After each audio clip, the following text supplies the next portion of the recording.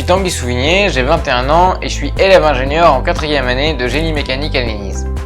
J'ai fait un bac scientifique sciences de l'ingénieur qui m'a fait aimer la mécanique, du coup j'ai voulu me spécialiser là-dedans. Je cherchais une école d'ingé qui forme des ingés spécialistes, du coup j'ai choisi l'ENISE. J'ai ensuite suivi le cycle préparatoire et je me suis spécialisé à la fin de ma 2e année en génie mécanique.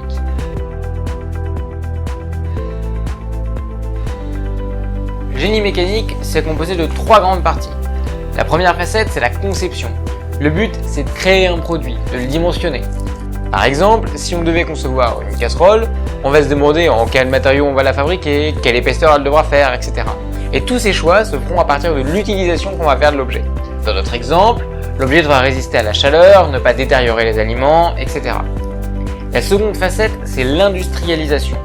On va réfléchir à comment fabriquer l'objet, quelle machine on va devoir utiliser, dans quel ordre, etc.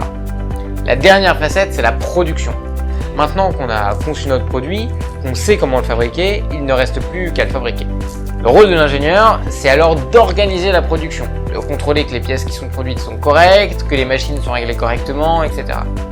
Ces 3 domaines d'études sont largement étudiés pendant les 2 premières années du cycle ingénieur. En conception, on a des cours d'hydraulique, de conception assistée par ordinateur ou encore de mécanique vibratoire. En industrialisation, c'est plutôt des cours d'usinage ou de simulation numérique des procédés. Et enfin, en production, on a des cours de gestion de production. Durant la dernière année, on va choisir parmi ces 3 spécialités, ce qui va donner une coloration à notre diplôme.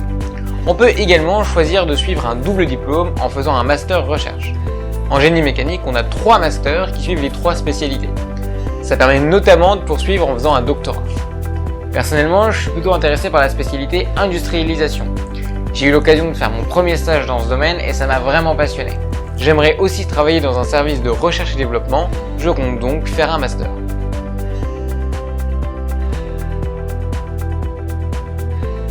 Déjà, un critère qui était important pour moi, c'est que l'ENISE c'est une école publique qui est habilitée par la commission des titres d'ingénieur. À l'ENISE, il y a beaucoup d'enseignants-chercheurs qui travaillent au LTDS, le laboratoire de l'école.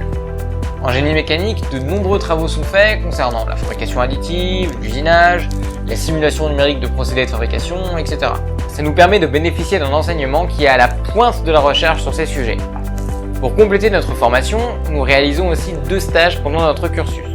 Ça permet de découvrir comment fonctionne le monde de l'entreprise et de mettre en application les connaissances acquises en cours. Ces expériences de terrain sont vraiment hyper enrichissantes, elles nous rendent beaucoup plus autonomes. On doit également avoir une expérience à l'étranger, ça nous permet de nous ouvrir à d'autres cultures, d'autres manières de travailler. Pour ma part, je compte partir en Suède dans un laboratoire de recherche. Au final, grâce aux cours au choix, aux projets et aux stages, on peut personnaliser notre cursus en fonction de notre projet professionnel. Pour le cursus ingénieur, il y a quand même 54% du temps qui est personnalisable. En 5e année, on peut également choisir de faire un contrat pro. On passe une partie de notre temps à travailler pour une entreprise. Cela nous offre une formation plus professionnalisante et surtout une meilleure insertion dans le monde de l'industrie. Il y a également des passerelles avec l'École centrale de Lyon qui nous permettent de nous spécialiser dans des domaines qui ne sont pas aussi approfondis à l'ENISE, comme par exemple l'énergétique.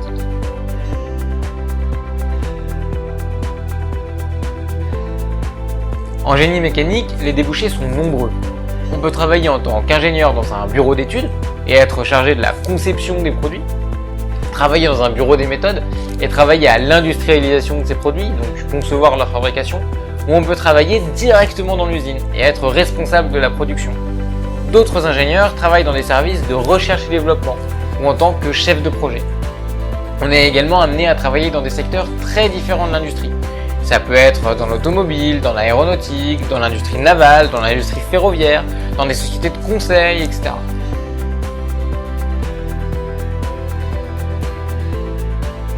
Alors, pour rentrer à l'ENISE, il y a 2 solutions. On peut rentrer directement après un bac général via le concours GEPI Polytech.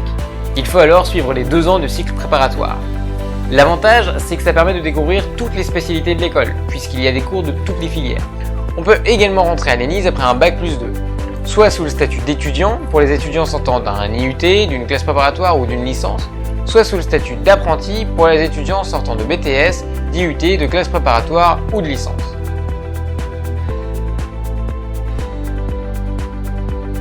Ce que j'apprécie à l'ENISE, c'est aussi son ambiance familiale.